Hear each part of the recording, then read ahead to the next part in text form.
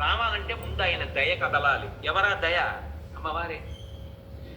వేదాంత దేశికులని మహానుభావులు వారు అందరిలాగా లక్ష్మీ శతకము అలా శతకాలు చేయలే, ఆయన దయాశతకము అని చేశారు.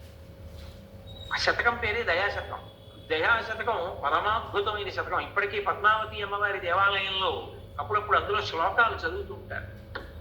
అందులో ఒక అద్భుతమైనటువంటి మాట అంటారు, అమ్మ అహమస్మి అపరాధ చక్రవర్తి.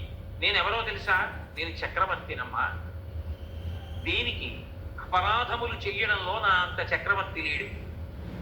చక్రవర్తి అంటే విశేషమైనటువంటి ఐశ్వర్యం ఉంటుంది. నా దగ్గర ఏముందో తెలుసా? విశేష సంఖ్యలో చేసిన పాపాలు ఉన్నాయి, అన్ని అపరాధాలు చేశాను. అహమస్మి అపరాధ చక్రవర్తి త్వంచ గుణేన సార్వభౌమి. అమ్మా నువ్వు సార్వభౌమురాలివి, నీ దగ్గరే ఉంది. మమ్మల్ని క్షమించడానికి కావలసినన్ని మంచి గుణాలు ఉన్నాయి. కాబట్టి నా అపరాధాలని నువ్వు క్షమించు తల్లి. కరుణే ఓ దయామూర్తి. అమ్మవారిని దయా అనే పిలుస్తారు. అందుకే దయ ఎక్కడుంటుంది మనిషికి?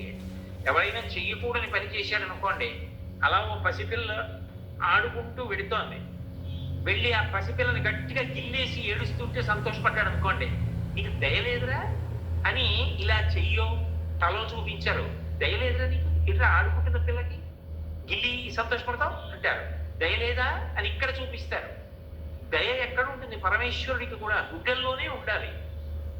అందుకే ఈశానాం జగతోస్య వెంకటపతేర్ విష్ణోః పరాం ప్రేయసీం తద్వక్షస్థల నిత్యవాసరసికాం తక్షాంతి సంవర్ధినీం పద్మాలంకృత పణిపల్లవయుగాం పద్మాసనస్తాం శ్రియం వాత్సల్యాది గుణోజ్వలాం భగవతీం వందే జగన్మాతరం అంటారు.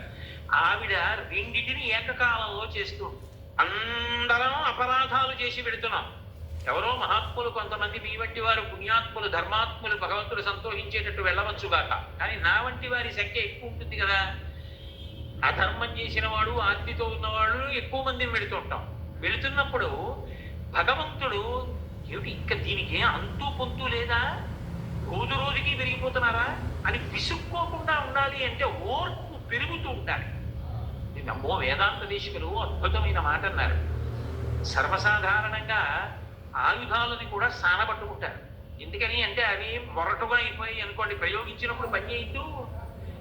అందుకని వాటిని కూడా సానబట్టుకుంటారు. ఏదో ఇంట్లో కత్తులు చాకులు ఇటువంటివి సానబట్టుకుంటారు. సానబట్టుకోవడం ఎందుకు అంటే కూరగాయలు అవి తేలిగ్గా దొరుకుకోవడానికి నా ఉద్దేశం, అన్య ప్రయోజనాలకని కాదు.